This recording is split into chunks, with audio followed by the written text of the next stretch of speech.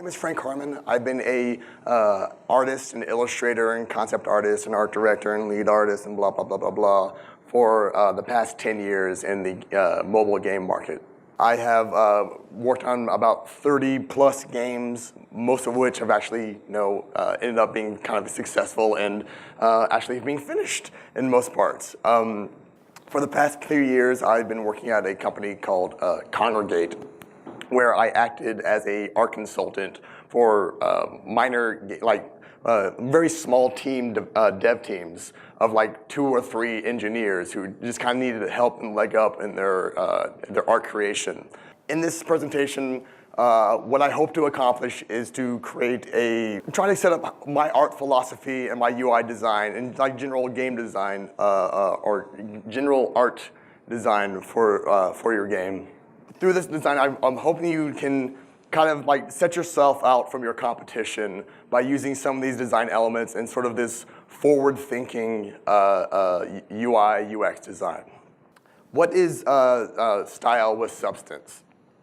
This is an important sort of designation to think about. Like, what sort of projection do you want to contribute to your audience? What do you want your players to represent? Like, this is purely all of the games that you create are purely an artistic expression of yourselves. So what kind of representation do you want to present to yourself? And at this conference, I've been asked a lot, what can Indian artists do and Indian game developers do to help market themselves or present a sort of market themselves to India and the rest of the world? And my response to that is that India has about 6,000 years of cultural and art expression. That is a deep, deep, deep, deep well to dig into and pull out because it's something very interesting. And what I feel is that several players would want to be interested in. You see, people in the US are very interested in Japanese culture purely from playing Japanese games. And this is something that is very important to recognize within yourselves. So what I would say is, like, it's okay to be inspired by the West or inspired by Chinese games or Japanese games. But honestly, it's more important to innovate on top of those things that inspire you. So just keep this in mind as you further along yourself in the game development, is that like Mickey Mouse is great, but if you want to truly expand yourself and find new horizons and find new abilities to express your gaming culture or yourselves, it's just to keep constantly innovating on those things that inspire you initially. Another thing to think about is that when you create your games, your screenshots are going to be your marketing tools for those games. So like when you're flipping through the Apple Store, and they're going to look at those screenshots first. You got to make sure that your personality and your innovation stands out. These are your book covers, and no matter the phrase is, don't judge a book by its cover, but that's what everyone does. Everyone will judge a book by its cover. So just keep this in mind as you are developing your art for your game. My initial design philosophy is what sort of game I'm trying to develop is like, what sort of information am I projecting out to my audience? I like to symbolize this as sort of a minimal versus immersive UI. Minimal UI is very helpful in portraying lots and lots and lots of information to your audience, whereas a more immersive UI keeps things very, very, very simple but creative. So I have 2 examples here. Both of which have exceptional UI for very different reasons. These are not like good versus bad UI. These are not like comparisons in that way. These are what sort of game do you want to represent to your players. So what is Destiny? Has anyone here played Destiny? All right, that's a couple of hands, that's great. So Destiny is sort of like a Star Wars game, right? It has a lot of like fantasy elements and like magical elements. You're basically space wizards flying around, dodging monsters, and trying to min-max all your stats to the perfect level. So you have 2 parts of the game. You have the sort of min-maxing UI part of the game, and you have the game part of the game, which is what all the screenshots and whatnot are based off of. I don't think you can necessarily advertise your game based off of this screen, but this screen is probably one of the more important parts of your game. This is basically what the UI is. So you have all the explosions in the main part of the game, but this UI allows your players to breathe a little bit. It allows you to think about what your kind of character you're decking out, what sort of weapons and magic stats that you're trying to think about, what are the buffs and debuffs. So this gives you a lot of free, calm, cool, like clear space to deal with. Hearthstone, on the other hand, is a sort of a card-based game, our deck-building card game. This game is 100% UI. There's no other part of the game other than this. It all takes place inside this magic jewel box where you pull cards from, and all of the min-maxing thinking comes from building a deck, but mostly it involves you playing cards on the game itself. So these are two things to keep in mind of what sort of game do you want to build. Do you want to build a action-packed, fast-paced, buff debuff sort of game, or do you want to build a super creative card building, battling sort of game? Here are some of the pros and cons of both these styles, because they aren't necessarily one or the other. You can easily find yourself in the middle of both of this spectrum. So, what is minimal UI? What makes it great? Well, it allows you to create a bunch of complex information. It allows you to stack various things. Like if you want to project like a spreadsheet full of information, the minimal style is best. Basically, if you can create a good-looking spreadsheet, a minimal style would be perfect for it. It's simple, it's clean, it's easy to read. It doesn't overwhelm you with all the information that it wants to give you. It's just informing you in a very gentle way about what is required. Unfortunately, if you don't do this correctly, it also ends up becoming a little bit boring.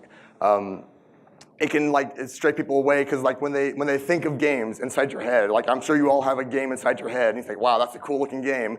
You were probably thinking more about a Hearthstone looking game where it's full of excitement and emotion and vigor. You're rarely thinking of this minimalist style. And because of that, when you actually are playing the game, it can seem a little bit boring if most of your game is taking place in this sort of minimalistic place. So you have to figure out, the challenge there is you have to make sure that this minimalistic style is exciting and fun to watch. Many games use it over and over and over again, so you won't necessarily stand out from your competition unless you do it in a particularly interesting or innovative way. So what's great about the immersive style? So the immersive style, it's full of life. Hearthstone in particular is just has amazing textures and vibrancy going on with it. It just pounds you with all this, unique and creative aspects that's just dripping with personality. All the animations are thick animations. You can feel it. It's like a satisfying punch to the face. It's just that well good because they have honestly been working on this sort of art style for years. Warcraft, the strategy game, is well over a decade. So they know what they're good at, and they didn't necessarily fall in this right away, but this was ultimately the best possible way to present themselves as this sort of exaggerated version of itself. So the style is great, but it requires a lot of production time. Production time is important for a dev team because you kind of need to figure out and iterate as early as possible in the game to figure out what your game is going to be. So you have to keep a time frame in mind when you're trying to do these sort of things because unlike the minimal style, it kind of allows you just to throw things in. It allows you to innovate on the fly. Say if you have we want to change this aspect of the game, so you have to change 6 screens. The minimal style is great, I can easily do that. It's just shift a couple of boxes here and change this, that, and the other, and boom, done. I can do that in about a day or two.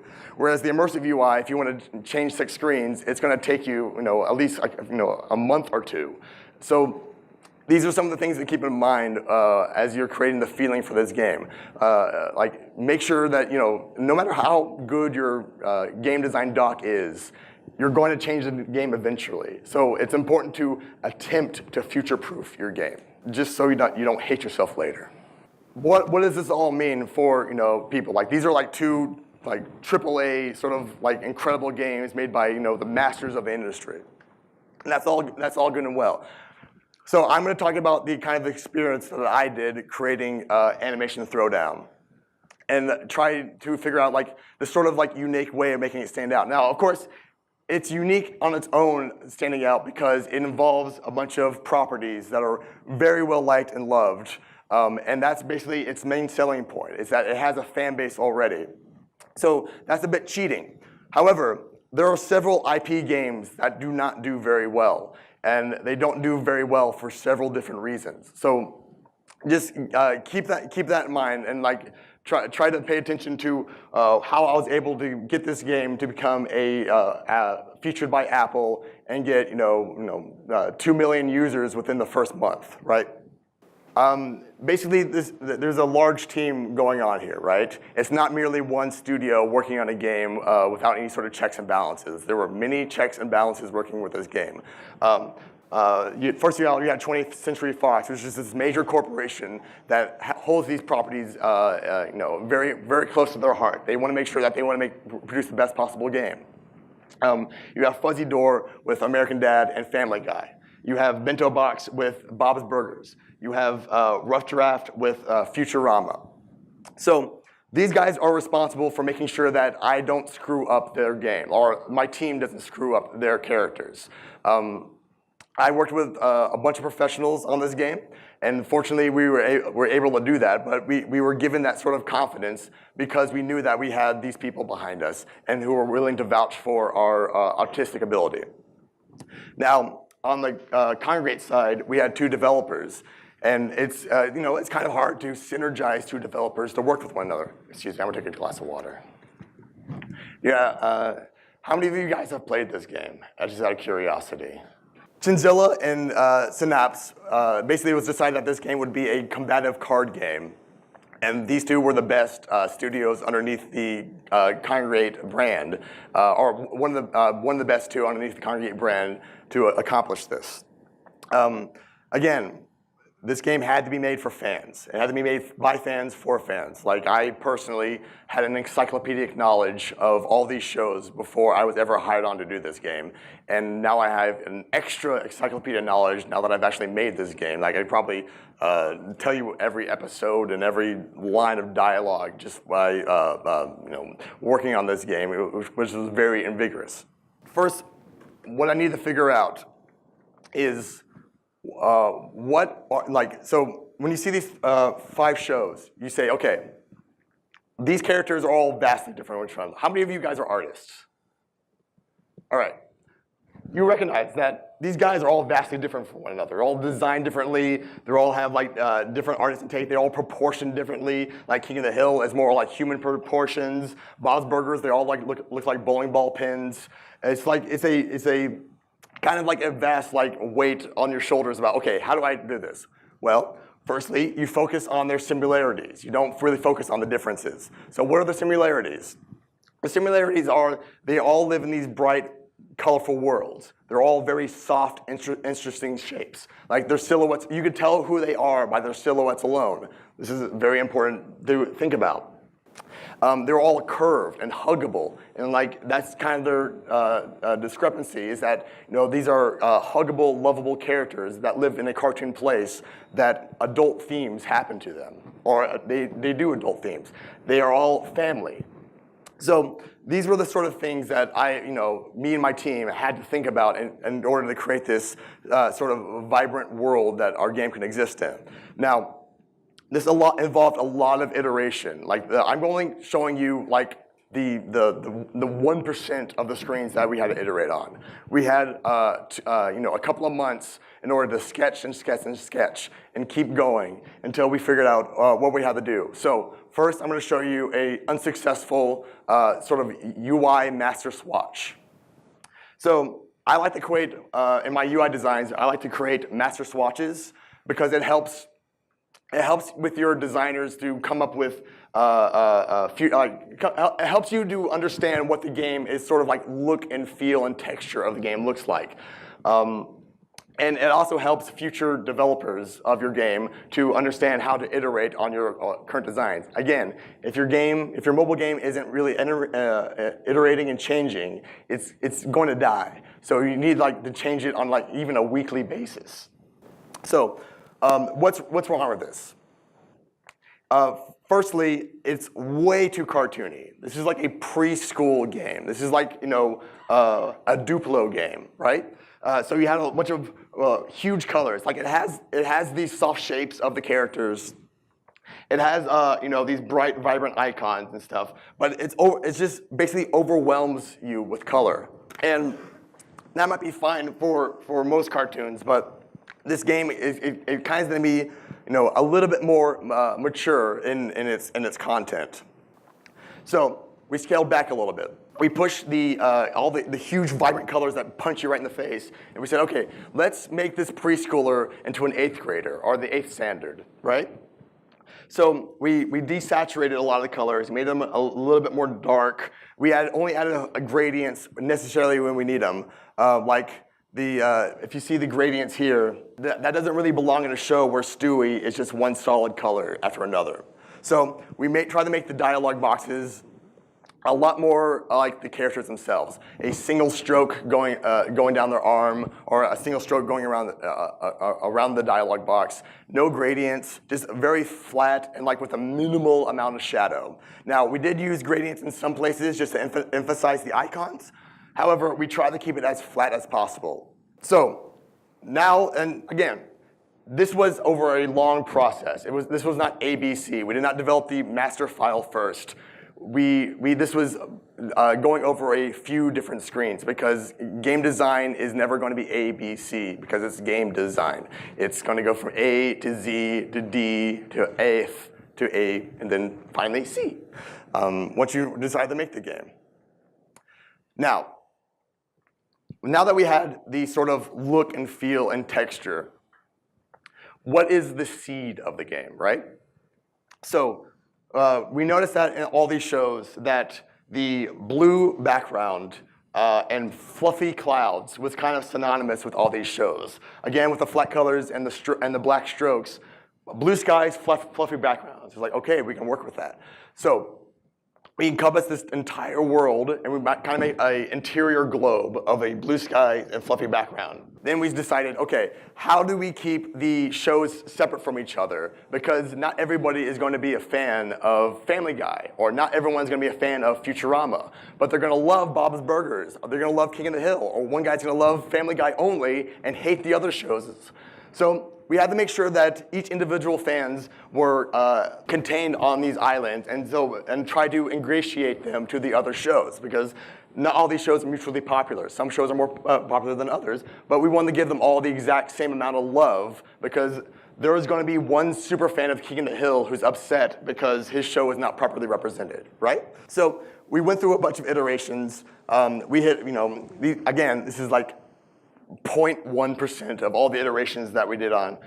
We finally landed on a more like icon isometric sort of world right down here, like here and here, in order to encompass these shows, because every single screen was going to be a show onto itself, right? So this is where the game is now. Previously, these screens aren't really, as I said before, aren't really future-proof. Early on, I knew that, or we knew that the game was going to include multiple different like events and like iterations. It was never going to remain 5 islands. Even now, when you start the game, it ends up becoming 6 islands because we decided to have this sort of challenge island as well. So keep that in mind. And as you progress through the game, more islands are added on top of each other. Depending on the month, a new island is there. It's just important to keep that future-proofing in the back of your head because it's going to happen to you eventually. So in this thing, as for example, each show, Bob's Burgers is the shop, Family Guy is the arena, the deck is American Dad, and I'm going to get into that further. But the research screen is like the most immersive screen that we possibly could have come up with. Initially, all the screens were supposed to be these immersive screens similar to Hearthstone. Like you go into the CIA building of American Dad, and you kind of fiddle around inside the CIA building in order to improve your deck. Or you go to the Bob's Burger shop van in order to shop around. But as you'll be able to see, we weren't able to build upon that. Namely, this screen was, as I said, probably the most immersive screen that we thought about. We couldn't keep it as an interior screen, even though we liked the idea of it, again, because it was more about the island and blue skies, whereas this is like a kind of confining space. We knew that the fans of the show would love this sort of scenery because how many of you guys have seen Futurama? Okay, great. So you know this screen. This is a very this is a very common scene inside the show, and we really wanted to keep it. But unfortunately, we had to kind of break down the walls. So we broke down the walls. You know, we got to keep the little freeze things. Initially, I was informed, as you see with this building, again about future-proofing, that they said. We only want two freeze bays there. I was like, okay, great. Again, there ended up being 4 freeze chambers for the game. So that, again, future-proof. Always be future-proofing, even if you're trying to go for immersive style. We were lucky enough that these things are pretty. We were able to fit 2 more pods in there. But that's not always going to be the case if you're trying to do a immersive screen. How many of you guys are 2D artists? That's great. I'm glad there's so many artists here, right? I like artists. So now we get to the sort of deck building screen. Again, we were really pushing this immersion. What do you think is wrong with this screen?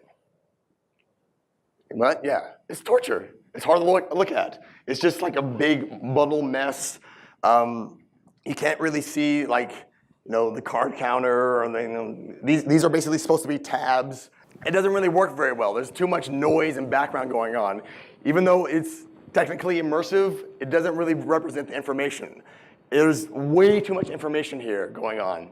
And information and immersion don't necessarily coincide with each other. I do like this screen. But again, I only like it because it's more fun than functional. And you really and truly need your screens to be more functional, and we might have to subdue the fun because of it. So we moved on. How many of you guys have seen American Dad? All right, great. So you know in the show American Dad, Roger the alien is fond of costumes. Again, we tried to make it as immersive as humanly possible. So we thought, okay, what if we had him slide 2 cards up, and then he starts changing his costume into those cards as represent. Now, number one, that would be an artistic nightmare, because you would have to make variants of Roger well over 5,000 times. And that's just not going to happen on any stretch of the imagination. It'd be fun, but it's just not possible. Plus, it's also a little bit hard to read things going on. But it's easier than last screen, so we're moving on. Then we go to the Family Guy screen again. We thought, okay, what if we go into the CIA building and we're putting cards down and we're shifting files with the CIA? Okay, now we're improving on this. And I actually do like this functional style. The prototype alone was very engaging and a lot of fun. But unfortunately, the same problem with the research screen. It doesn't really fit with the theme that we have of islands and blue sky. So we had to cut all that. This is an example of never make your art your baby, because eventually somebody's going to kill your baby. It's just going to happen. So try to back off from that, especially the artists. I know you're passionate and you want to make a really great product for everybody, and you really like the design you come up with, but somebody is going to kill it. Just understand that that's what's going to happen, especially the ones you love the most. It's just true. So we were really pushing for this immersive stuff. So on the screen we have Stewie on a King of the Hill sort of background. So this fence is kind of an iconic screen for King of the Hill. And we thought, okay, the fans of King of the Hill will really appreciate if we put this fence on there. But it just does not look like an island. It just looks like a normal screen, like a normal sort of fence. And as much as we really wanted it to become the perfect iteration of this immersion style, it just wasn't working. So then we move on to this screen, which is basically a bunch of dialog boxes. This is not immersive, but it's functional. Plus, they started adding all these other different elements to it. So before there was just deck and recycle, then you could have multiple decks, and then you have mythic cards, and then you have this archive and filter, and then it tells you how much that. So the designers are going to add a bunch of stuff onto this. Like, you cannot add all that stuff to this screen because there's just no place to put it on this immersive screen, or this immersive screen, or that immersive screen. It really can only exist on sort of a minimal, non-immersive screen. But if you see in the background, if you see in the background of this little thing, that's where all the immersion went, was into the CIA building, because you kind of sweep in, and then these two dialog boxes just close it off. That, sometimes that's what you have to deal with, right? But it still works. The fans still liked it. Fans of American Dad still appreciated seeing the CIA building in the game. So it doesn't totally break the game or the immersion of the game. It's just not as immersive as the other screens, but it's way more functional.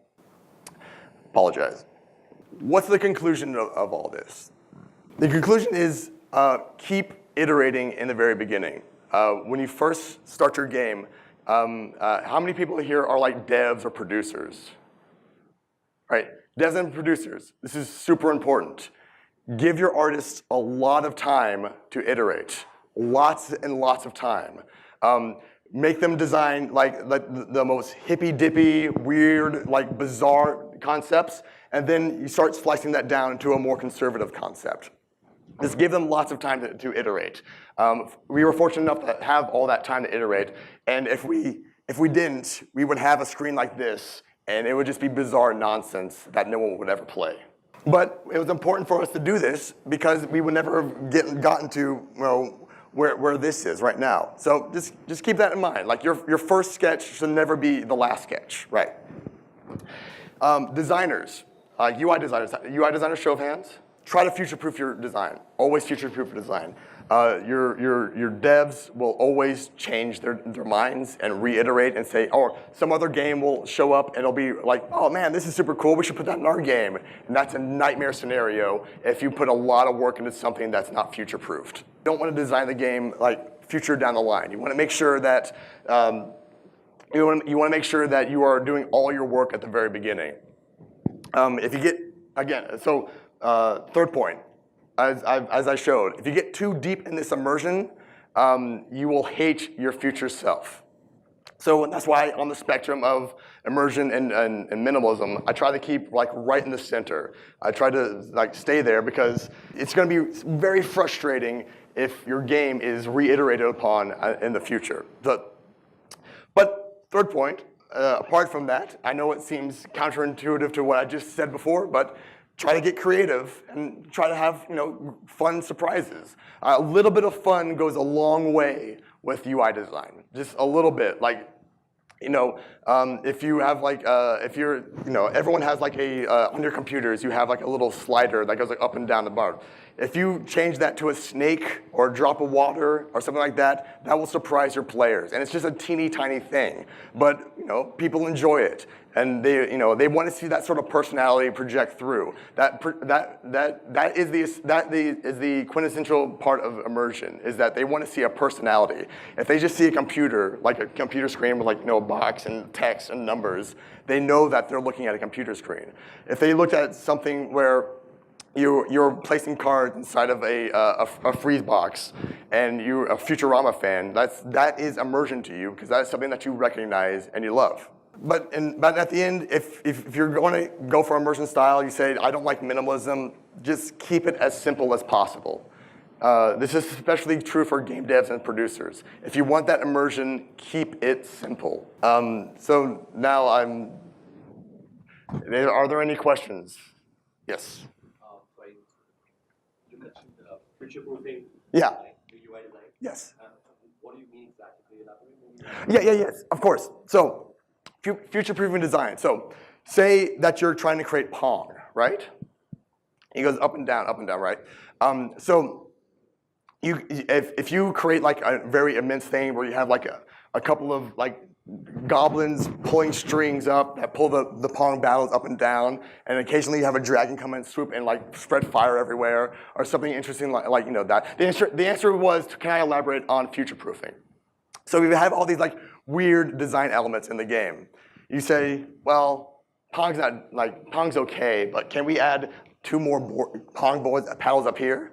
Then those goblins have to be redesigned. The dragon has to be redesigned. The animation has to be redesigned. Everything has to be redesigned just because you didn't say, hey, let's make this a more simple project than a bunch of goblins and dragons animating around. If we keep it simple, then if we realize, hey, in the future, there's going to be new expansions upon our game that will screw up the rest of the UI. Then you understand. Hey, I can easily shift things in and out. As long as I keep the UI simple, as in minimalistic, simple, I can easily plug in those aspects.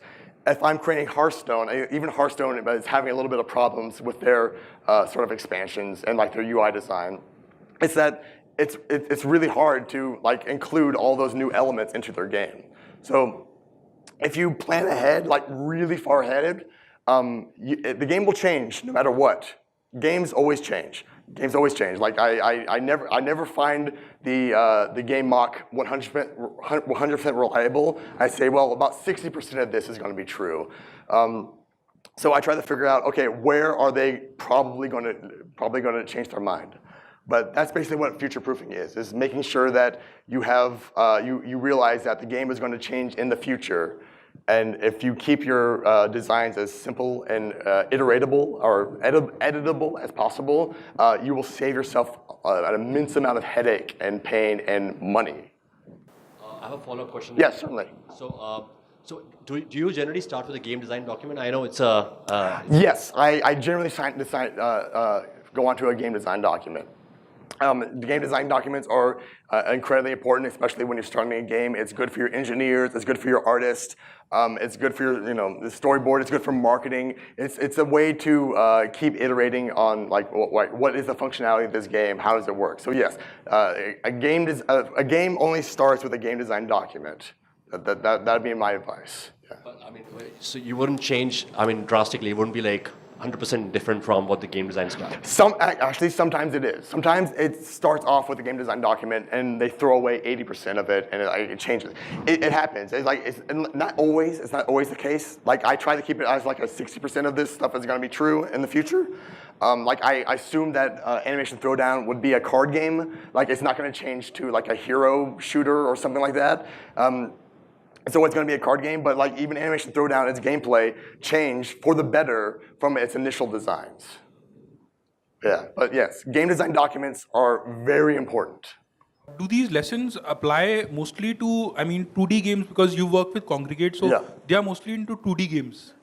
So, this is across the board. Every game needs, both Destiny and parts of Hearthstone are 3D games. Okay. So this is across all games, not just 2D games. I'll tell you why I asked this. Well, certainly, go ahead. Because you said that draw a fine balance between being immersive and being generic. Yes. My point is that, just like there's a gameplay mechanic that is figured out, yeah. Isn't there something like in my experience when I am making games, we try to come up with some kind of a UI mechanic or a UI dynamic. Right. That what is the standard we use for showing and interacting as a UI with a player.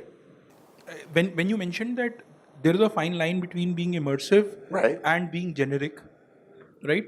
So isn't there something like a UI mechanic that early on you figure out how immersive or how generic you want to be? How you would start off every UI design mock, I didn't really show them to you. Honestly, now I'm kind of kicking myself for not doing it. But you always start off minimal. Always start off with no color, no nothing. Just gray boxes. What is a button? What is a screenshot? If a character is just a big white box with 2 red X's or a red X. Keep your design as simple, and then get approval from your creative director, art director, producer, CEO, etc. Always gray box it out. That is the essence of design. Like UI design, that's the most important part. The gray boxes are the sketches of. So when I say sketch, and iterate, the gray boxes are the essential for a UI designer. Got it. Thanks. Yeah, Thanks a lot. No problem.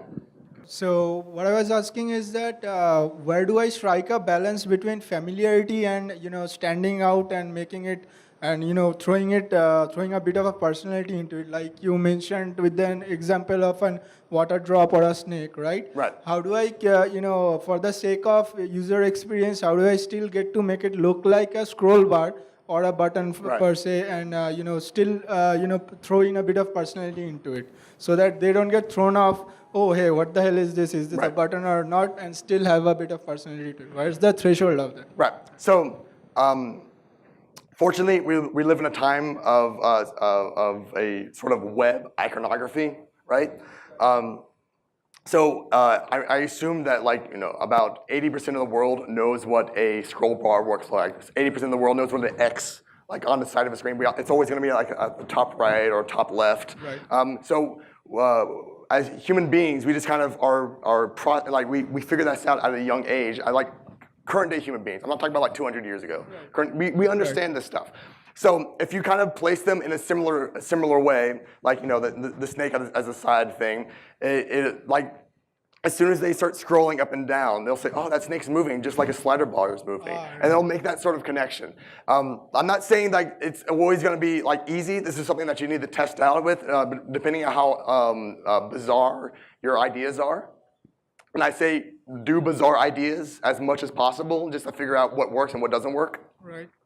But people will use their context clues and what they're already familiar with. And if you slightly change what they're familiar with, if you create a sort of surreal experience in their game design, why would a medieval fantasy world need a snake to scroll down? Oh, that's like a scroll bar in our modern world. If you create that sort of surreal experience, the players will be a lot more immersed and a lot more engaged in the game. Right. So just a bit of a follow-up question is that what's the tipping point that throws off people for the sense of unfamiliarity? Right. Right.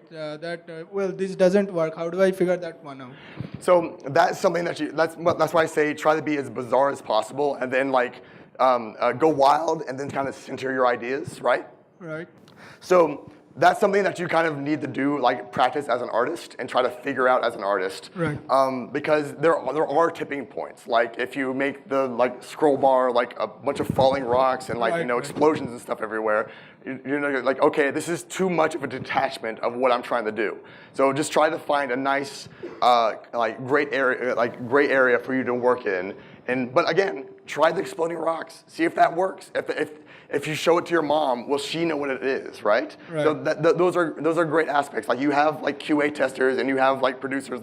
Your producers and your most uncreative people, they'll be a great sense of, does this work, right? Or they go, oh, this is fun. Then you've done a good job, because you're trying to produce this for a mass audience. You're just trying to tickle them a little bit and see how much they enjoy it. Right. Fair enough. Thanks. So test your designs. Okay. Thank you. Hi, actually I have a small question on UI part. So sometimes we have to show more info in the one panel. Right.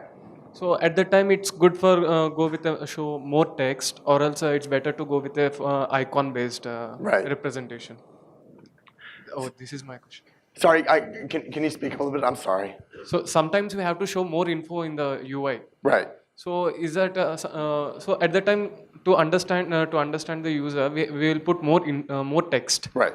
So is that good to put more text, or else it's good to go with an icon representation? So my philosophy, and this might not be the same for every UI designer, it just depends on who you ask. I love icons more than anything else, because I think it's a very visceral, lizard brain sort of thing that all human beings understand, right? And as a UI designer or icon designer or whatever, that's what you're trying to engage in. So I love icons, but icons aren't necessarily always going to represent your idea. If you're going to include lots of text in your UI, I would keep it as simple and easy as possible. Nobody's going to want to read a paragraph in their game. It's not a book. Nobody wants to read like that. I often from like the storytellers, like, here's 3 paragraphs, put it in this teeny tiny pop-up. It's like, no one's gonna sit through this, like, ever. So just try to keep that in mind. Try to like insist, like, even if you're not coming up with the text, try to insist, hey, man, can we edit this down to 2, maybe 1.5 sentences? Just because nobody likes reading, ever. We like pictures. We like beautiful things. We would much prefer like to look at a beautiful icon than a whole 3 paragraphs of text. So I would err on, hey, let's do icons. If they keep fighting you, say, okay, can we do a mixture of icons and text? If they keep fighting you, say, fine, we'll put up 3 paragraphs worth of stuff, but I don't think it's a good idea. That's basically how I would phrase it. Merging both icon and font will be better. Yeah, of course. You can definitely. So, in like games like Animation Throwdown, here, let me scroll back up. If you all got your QR code. Basically, you have a series of icons here, right? So instead of you need 100 coins to progress, you go 100, and then you use this as like a $sign, and then to progress.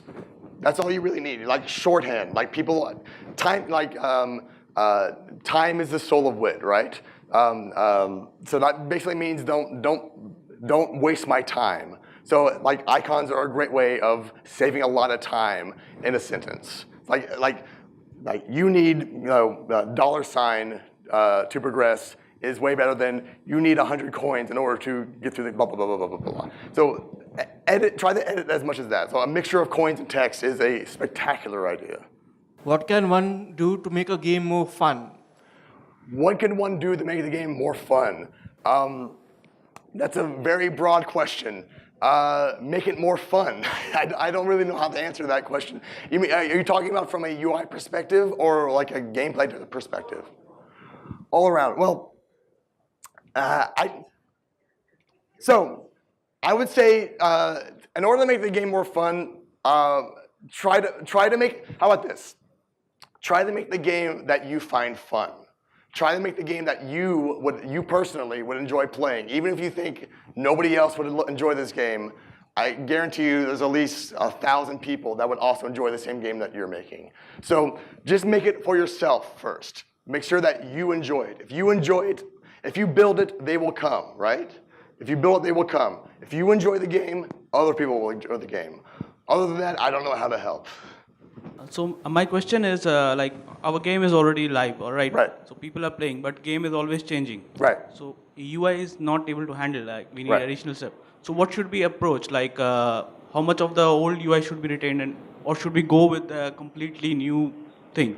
So you have a good user base, correct? You have a rather large user base.